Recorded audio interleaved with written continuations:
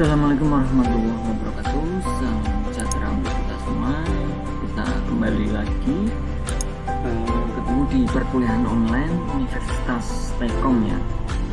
Untuk hari ini mata kuliah e-bisnis ya, untuk pertemuan kelima. Jangan lupa untuk pengabsenan disiapkan masing-masing. Kemudian untuk materi nanti saya share di Classroom ya. Setelah ini akan saya share di Classroom. Harusnya sudah saya share tadi, mohon maaf tadi saya agak lupa ya. Oke, perkuliahan akan segera dimulai beberapa saat lagi sambil menunggu yang lain untuk segera bergabung.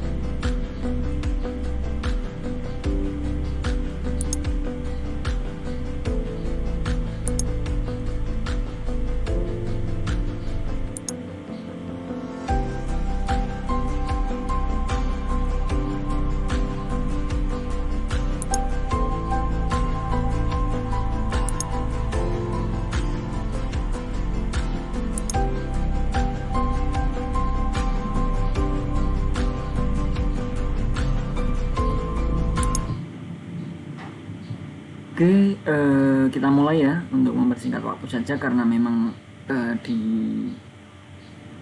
live-nya sudah banyak yang hadir.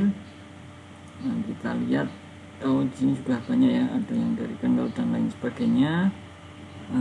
Kita mulai saja ya untuk perkuliahan ini, pertemuan kelima untuk mata kuliah e-bisnis ya. Oke, kita mulai saja. Materi yang akan kita bahas kali ini adalah evolusi e-bisnis di dunia maya dan jenis dari e-bisnis.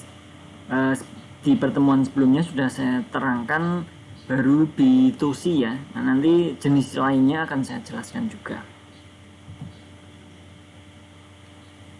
Evolusi e-bisnis di dunia maya ada 4 tahapan evolusi yang dapat dipergunakan sebagai bahan pijakan. Itu yang pertama adalah channel enhancement, ada value chain integration, kemudian industry transformation, ada convergence. Bisnis value ya. Jadi alasan berevolusi itu apa? Sangat berhati-hati, risiko lebih kecil, benar-benar memberikan value kepada pelanggan. Nah, ini untuk risiko dari kita berbisnis elektronik atau berbisnis ya, berbisnis online ya. Nah, itu harus ada evolusi ya. Ini ada channel enhancement, value chain. Nah, ini akan kita bahas satu persatu. Untuk channel enhancement ini adalah perusahaan konvensional yang ingin memanfaatkan internet dapat memulai dengan mempergunakan teknologi informasi sebagai kanal tambahan atau alternatif dalam hubungan perusahaan dengan para pelanggannya. Sebagai contoh, jika dahulu perusahaan harus membagi-bagikan company profile-nya kepada mereka yang berkepentingan, saat ini seluruh masyarakat di dunia dapat melihat seluk-beluk perusahaan terkait melalui situsnya di dunia maya. Nah, itu adalah sebagian dari contoh evolusi dari channel enhancement. Karena dulu kita pada saat kita belum berbisnis secara elektronik itu tentu kita harus membagikan company profile ya. Nah, untuk sekarang di website kita untuk e-bisnisnya, di e-commerce-nya itu sudah semuanya lengkap ada. Nah, jika dahulu nasabah harus datang menemui teller untuk melakukan transaksi perbankan, saat ini bersangkutan dapat memilih karena disediakan fasilitas e-banking atau m-banking juga. Nah, kalau internet banking kan di ini ya, dan juga kita bisa menggunakan m-banking. Nah, seperti itu contoh-contoh dari channel enhancement ya. Banyak ya, ada seorang pelajar harus membeli buku di toko, kemudian sebuah perusahaan harus menelpon interlokal ke pemasoknya. Kalau kita menggunakan teknologi internet kan kita lebih efisien tentunya ya, lebih hemat juga, seperti itu ya. Itu ada channel enhancement. Untuk value chain integration ini adalah rangkaian proses aktivitas perubahan bahan mentah menjadi produk. Jadi, nah ini oleh Michael Porter diistilahkan sebagai value chain atau rantai nilai. Karena bahan mentah yang dibutuhkan oleh perusahaan pada dasarnya merupakan output atau produk dari rangkaian rantai nilai perusahaan lain sebagai pemasoknya ya. Maka pengintegrasian kedua rantai nilai ini akan semakin meningkatkan efisiensi dan efektivitas proses penciptaan produk secara keseluruhan. Jadi di sini itu intinya adalah rantai nilai ya, perubahan bahan mentah menjadi produk. Jadi bahan mentah yang dibutuhkan oleh perusahaan pada dasarnya merupakan output ya, atau produk di rangkaian rantai nilai perusahaan lain, saling berkesinambungan ya. Kemudian perusahaan tidak perlu harus mengimbun sedemikian banyak bahan mentah di gudangnya karena tahu persis jumlah stok dan durasi pengiriman dari para pemasoknya. Jadi kita tidak kalau dulu secara konvensional itu kebanyakan seperti itu ya, apalagi untuk perusahaan yang mungkin letak atau geografis mempengaruhi, kemudian untuk perusahaannya agak kecil gitu ya, kita nyetok untuk bahan 1 bulan misalkan. Kalau kita sekarang tidak perlu ya, saya rasa mungkin paling lama mungkin 1 minggu saja sudah dapat kiriman dari pemasok. Perusahaan dapat menciptakan produk secara lebih cepat tentu ya, karena seperti itu terjadinya proses antara pemasok dan perusahaan itu secara informasinya itu juga lebih mudah ya, lebih cepat ya. Kemudian perusahaan dapat meningkatkan profitnya secara signifikan karena dengan kemampuan menyatukan rantai nilai, Perusahaan yang terlibat dalam sistem penciptaan produk perusahaan sangat berkonsentrasi pada kompetensi utamanya dan membuang proses pendukung lainnya di pihak lain. Nah ini karena sudah ada tadi ya rantai nilai dari perusahaan satu dan perusahaan dua itu lebih mempermudah tentunya. Kemudian yang berikutnya adalah evolusi yang berikutnya ya, ketiga ini industri transformation. Ini transformasi industri terjadi sebagai hasil dari perusahaan yang baru menyadar dari benar kekuatannya dan dapat memanfaatkan peluang bisnis yang ditawarkan oleh internet dan dunia maya ya. Tidak sedikit perusahaan yang pada akhirnya harus banting setir atau berganti bisnis, intinya core bisnis. Nah setelah melihat kekuatan utama yang dimilikinya atau core kompetensi, nah ini tingginya kompetensi di industri terkait. Nah ini biasanya seperti itu ya, bisa dikatakan kita bertransformasi perlu ya dalam sebuah usaha atau bisnis maupun yang manual konvensional sebenarnya sama ya. Jadi kita harus memikirkan kompetensi di perusahaan kita itu yang menonjol apa intinya. Nah itu nanti bisa bertransformasi, mungkin harus memproduksi yang hal tersebut saja atau yang lainnya. Perusahaan menjual lagu-lagu melalui kaset CD, memiliki banyak sekali toko di setiap kota, dapat mudah mentransformasikan dirinya menjadi portal yang dapat mencari dan meramu atau compilation ya. Kompilasi lagu-lagu yang ditinggal masing-masing. Nah pelanggan uniknya karena proses produksi sampai dengan distribusi kaset atau CD dapat dilakukan oleh perusahaan lain, karena yang bersangkutan cukup mengetahui informasi lagu apa saja yang tersedia di pasaran dan di mana mendapatkannya. Nah ini mencari dan meramu dalam artian karena sudah ada di lagu-lagu yang sudah tersedia, kemudian misalkan ini sebagai contoh saja ya, di industri pembuatan CD misalkan. Nah itu tinggal meramu nanti. Perusahaan membeli jasa kesehatan seperti medical center di mana para dokter berkumpul untuk memberikan diagnosa kepada pasien yang dapat merubah menjadi perusahaan penyedia jasa akses. Nah, ini contohnya dari industri transformasinya atau transformasi industri seperti itu. Ini beberapa contoh saja, masih banyak mungkin nanti bisa kalian akses di internet ya, bisa ditambahkan materi yang dari saya. Kemudian ada konvergensi. Konvergensi ini antara lain dari satu industri terjadi karena dengan adanya internet.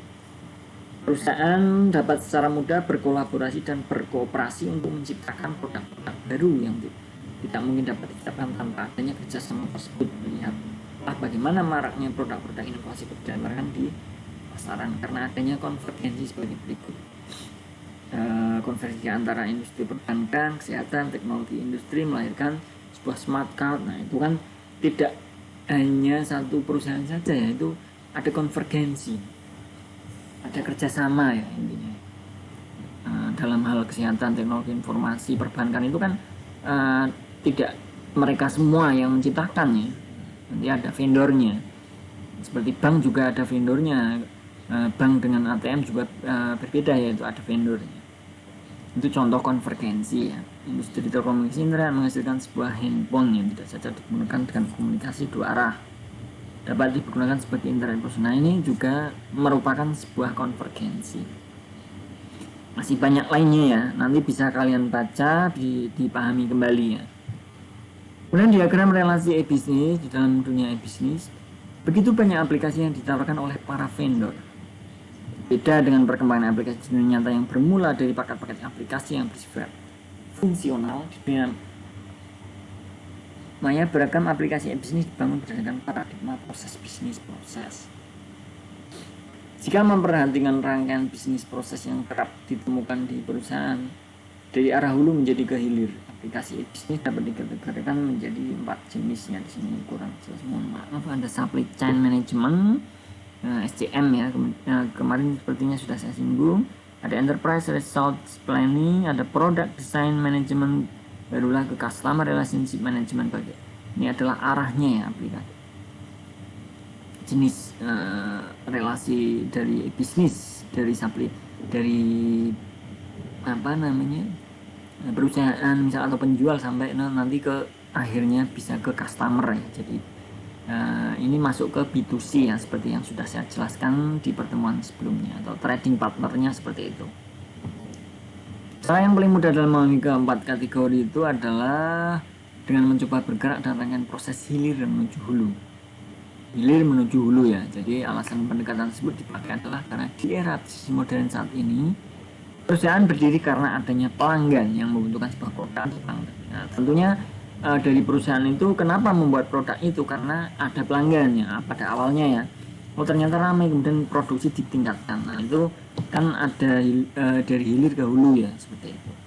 Berangkat dari pendekatan tersebut, maka bagian hilir akan dijumpai rangkaian proses yang menghubungkan sebuah perusahaan dengan cara para pelanggannya ya. Konsep yang biasa digunakan dalam membangun aplikasi kategori adalah Customer Relationship Management.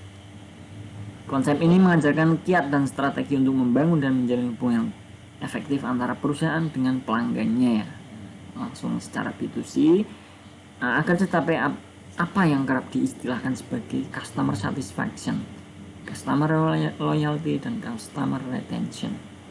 Termasuk di dalam proses CRM adalah proses penanganan keluhan pelanggan, pesanan ya, misal kita mempunyai sebuah bisnis e-commerce, ada pesanan ya, ada keluhan juga kita harus tanggapi.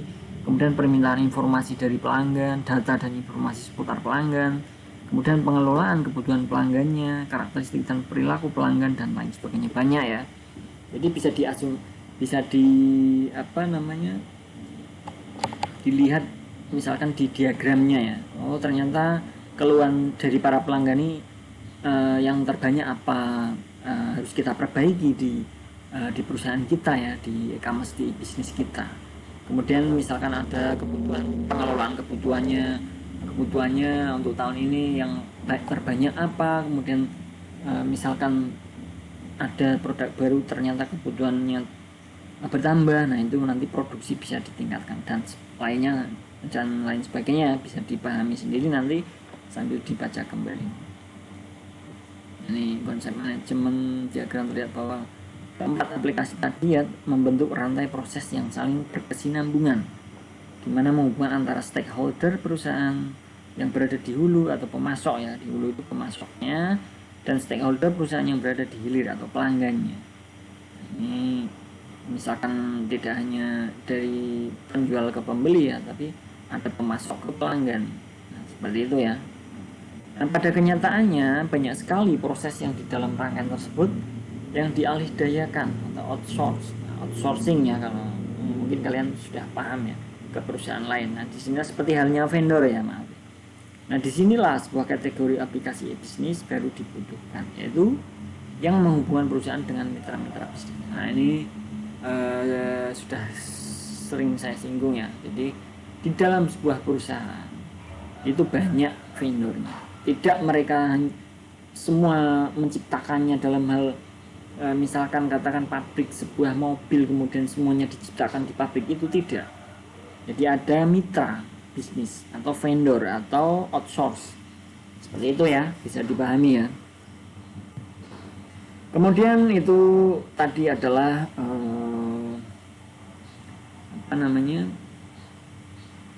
evolusi ya, mengenai evolusi ya.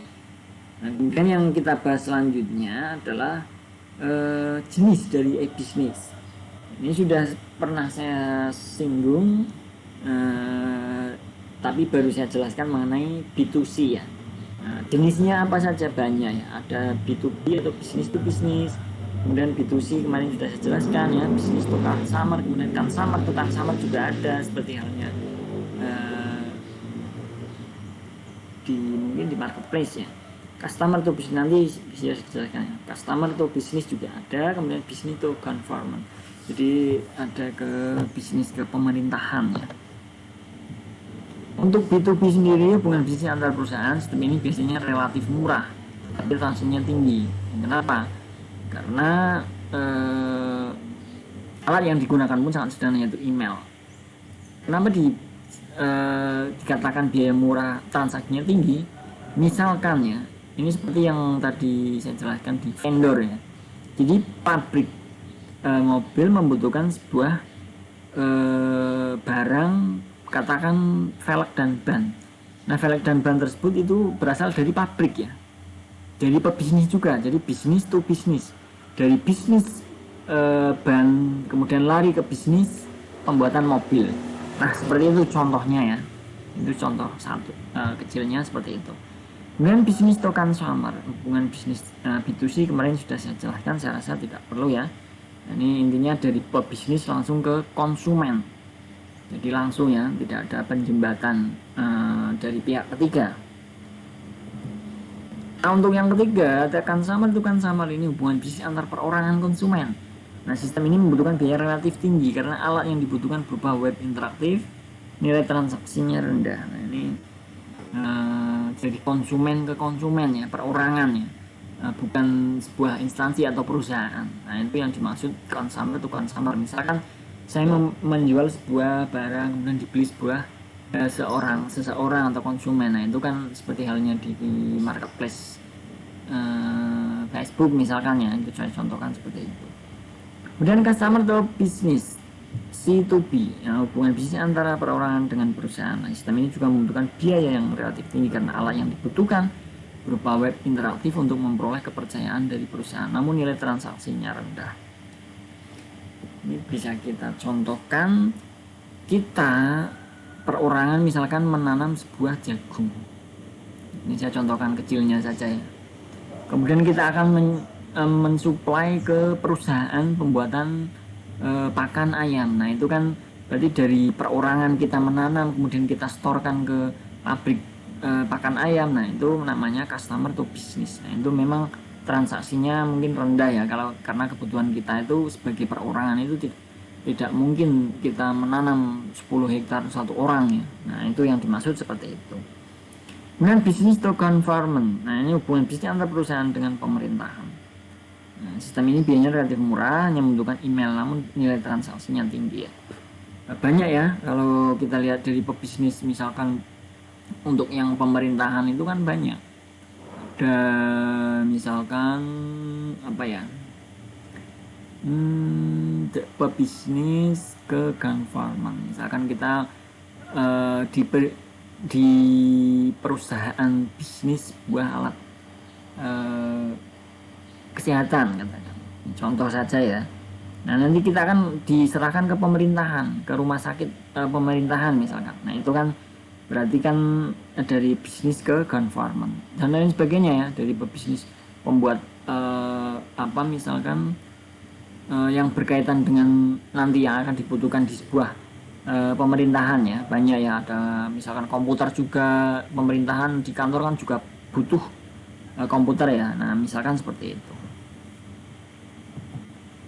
Aplikasi bisnis dari beberapa perusahaan ternama, situs kemarin sudah saya jelaskan juga yang mungkin kita ingat kembali karena di sini tidak hanya B2C ya. Kalau Amazon pasarnya B2C ya, produknya banyak ya, buku musik, mainan elektronik, artikel hadiah dan lain sebagainya. Nah ini untuk eBay.com mungkin kalian pernah dengar ya, nanti bisa kalau yang belum pernah silahkan diakses, dicari tahu ya. Nah itu masuk pasarnya bisa C2C bisa B2C ya, karena bisa bisnis consumer, bisa consumer to consumer seperti halnya di marketplace tadi.